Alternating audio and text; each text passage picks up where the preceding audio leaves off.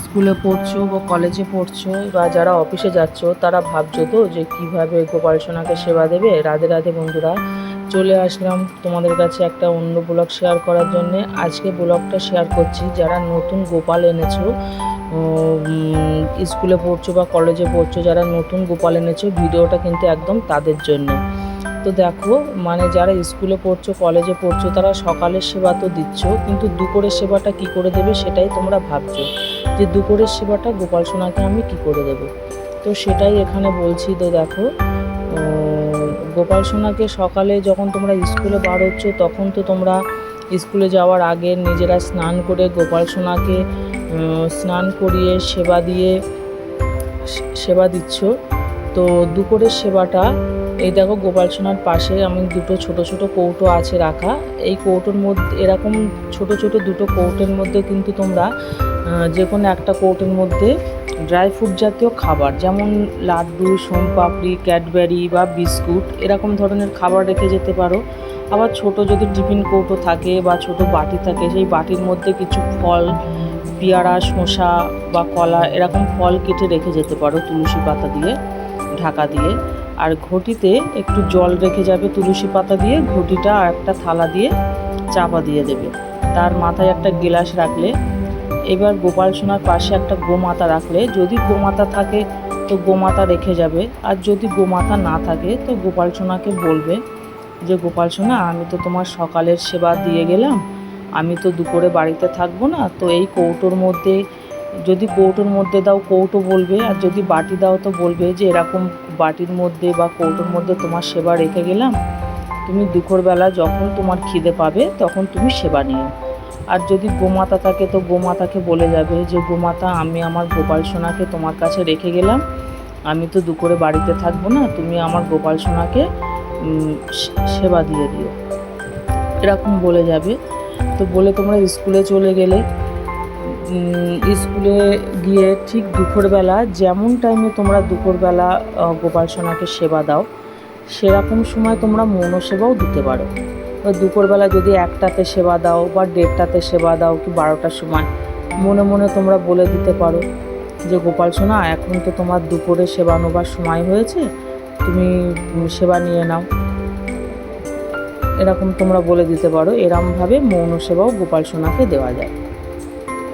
তো এই হলো। আর এবার যখন দুপুরের সেবাটা তোমরা দিয়ে দিলে, এবার যখন সন্ধ্যাবেলাতে তোমরা বাড়িতে আসলে, তখন তো সারা দিন গোপাল সোনাকে দেখা হয়নি, তখন তোমরা হাত পা ধুয়ে শুদ্ধ বস্ত্রে গোপাল সোনার কাছে আবার চলে গেলে, গিয়ে গোপাল সোনাকে যেমন তোমরা সেবা দাও তেমন তোমরা সেবা দিলে। সন্ধ্যাবেলাতে যেমন কেউ যদি রুটি তরকারি করে দাও সন্ধ্যাবেলা গোপাল সোনাকে, তারা তেমন রুটি তরকারি করে দেবে। কেউ যদি সুজি করে দাও তো সুজি করে দেবে, আর যদি কেউ ড্রাই ফ্রুট জাতীয় খাবার দাও তো সেটাই দেবে। যে যেমন সন্ধ্যাবেলাতে সেবা দাও সে তেমনই দেবে।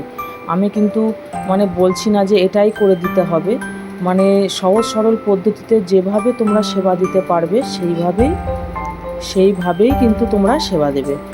আর দেখো, হয়তো কারোর বাড়িতে আগে থাকতে কিন্তু গোপাল আছে, সেটা কোনো অসুবিধা না। আর কারোর বাড়িতে হয়তো নেই, কেউ হয়তো ভাবছো আমি গোপাল সোনা নেব, কিন্তু কি করে সেবা দেবো সেটা পাচ্ছি না। বাড়ির থেকে হয়তো বলছে যে না, তুমি এখন স্কুলে পড়াশুনো করো, তুমি গোপাল সেবা করতে পারবে না, নিতে হবে না।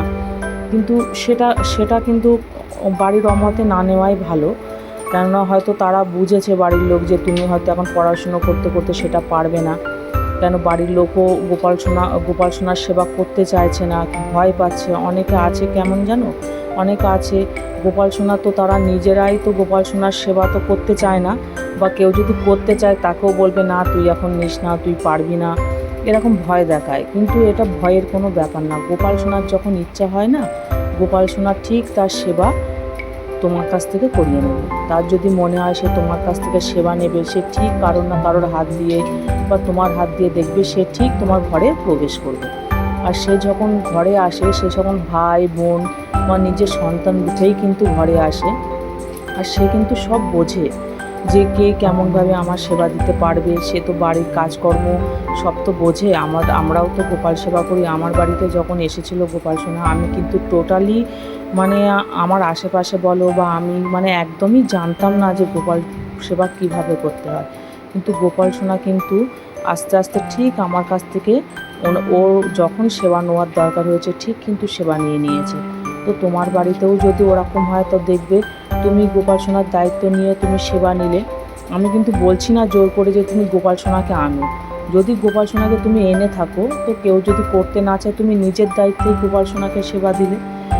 এবার তারপর দেখবে আস্তে আস্তে কিছুদিন যেতে যেতে যখন তারা দেখবে না, তখন তাদের মনেও ভক্তিটা চলে আসবে। তখন তারাও দেখবে, তখন একটা ছোট্ট বাচ্চা যেমন তোমাদের বাড়িতে থাকে, যেমন দেখবে ছোট্ট বাচ্চাকে কেউ অবহেলা করে না, সবাই সেবা যত্ন করে। তো দেখবে আস্তে আস্তে সবাই তখন গোপাল সোনাকে সেবা দেবে। তো গোপাল সোনার সেবাটা এমন কোনো ভয়ের ব্যাপার না, খুব সহজ।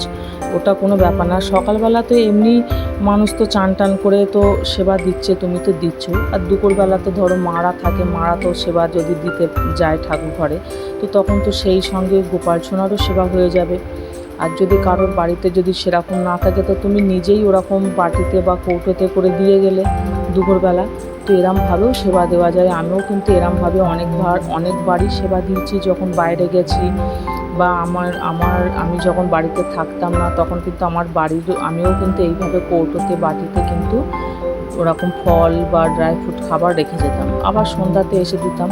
তো এইভাবে কিন্তু তোমরা সেবা করতে পারো। তো বন্ধুরা, তোমরা কিন্তু আমি এই যে কথাগুলো বললাম বলে তোমরা কিন্তু এই কথাগুলো কোনো ভুল ত্রুটি বা দোষ ধরো না, কেন এইভাবে কিন্তু গোপাল সোনার সেবা করা যায়। তো যদি আমার কথায় কোনো ভুল ত্রুটি হয়ে থাকে তো তোমরা এটা ক্ষমা দৃষ্টিতে দেখো। তো বেশিরভাগ মানুষই কিন্তু গোপাল সোনাকে সেবা এইভাবে করে থাকে। তো দেখো, তোমাদের সঙ্গে কথা বলতে বলতে আজকে আমার গোপাল সোনার শয়নটা তোমাদের সঙ্গে শেয়ার করা হয়ে গেল।